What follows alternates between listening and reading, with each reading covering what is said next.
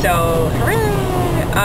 Oh, you know, what's the biggest crowd that you've ever been in?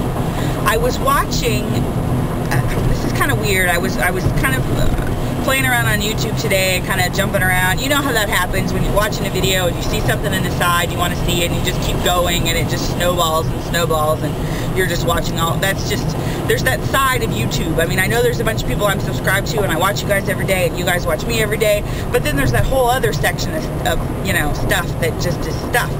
And I was watching a video by the Dixie Chicks, and I originally found it, and this is so funny, I was watching Mick Musing, he was talking about Lisa Nova's blogs, and I went to Lisa Nova's channel or something, I don't know, I was looking for Mad TV and trying to see if she was any of the Mad TV sketches, and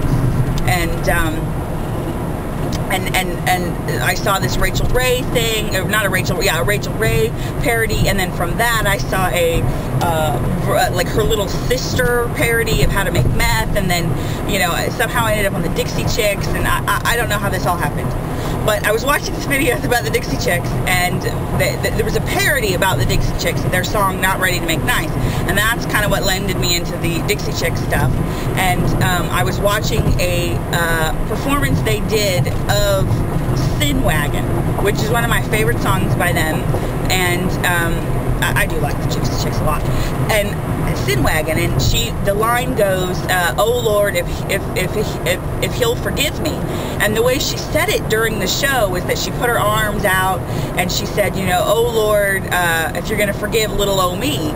And it just kind of struck me that it's like, you know, I'm not gonna say that, and this is some territory I've never talked about in a blog before. I'm not gonna say that I'm an atheist, because I'm not. I don't have a concrete belief that there is no God. I don't have that. I don't have that. But part of me thinks, you know, we are so huge. And the reason I ask you what's the largest crowd you've ever been in is because, and this is kind of round and around here, it's kind of confusing for y'all. It makes sense in my head though. Was that, you know, I wonder, like, I spend all day in a very small office, okay? There's no more than about 15 people. I mean, and that's like max, you know, but in the room that I sit in all day, the most amount of people is about 6, okay? And pretty much since I've graduated from college and been working, I'm really never in a place where there's a lot of people. I mean, yeah, you go out to movies, you go out to dinner, you know, but I haven't been to a concert in years. I think the biggest thing I did recently was going to the state fair, and it's like, what's the biggest crowd you've ever been in? The most amount of people that you've ever seen in one place, you know? And I was thinking about that, and, you know, I think back in '92 when I was in New York at the Baha'i World Congress, there were, you know, 5,000 people, 6,000 people, 10,000, I don't really remember. But it just occurred to me that, you know, an individual person is so small that it almost seems to me that if there is a God, then God doesn't look at us as individuals.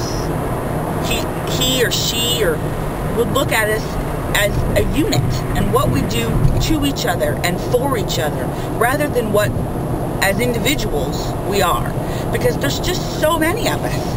And part of me also believes that there's not I don't believe in the sort of physical representation of God that we're always presented with, like that God is up on a throne and looking down and there's a plan, and none of that doesn't make sense to me, that somebody created me and set me out on a plan because that's their plan. And I'm like, as a potential mother, that's not why I want to have a child, because I have a plan for my child's life. So if that's how I feel, then I guess maybe I'm just kind of rambling here. I just don't get how, like, God would feel that way, that God would say, I'm going to create this whole race of people, this whole, billions and billions of people, just so I can plan their entire lives, and I just, that doesn't do anything for me. So I don't know. So this made no sense whatsoever. I'm sure to most of you watching, you're going, what the heck is Ruthie talking about? Sometimes I think about stuff that's important, I guess. I don't know. Just felt the need, I guess. I mean, you know, I guess if you have a different view, I'm not even going to say, you know, tell me, because I know many people don't agree with me and would just think I was a horrible person for feeling that way about God and about religion. That, you know, it's just, religion has been used against me growing up, not, you know, by people who wanted to hurt me, used their religion or the fact that I was in an alternative religion against me and said, you know, God's going to punish you for the bad person you are. And I'm like, how again am I a bad person? But it's just, I don't know. Yeah, I'm not making any sense at all. So I'm going to go ahead and say goodbye now. And hopefully you guys are having a less confusing Tuesday than I am.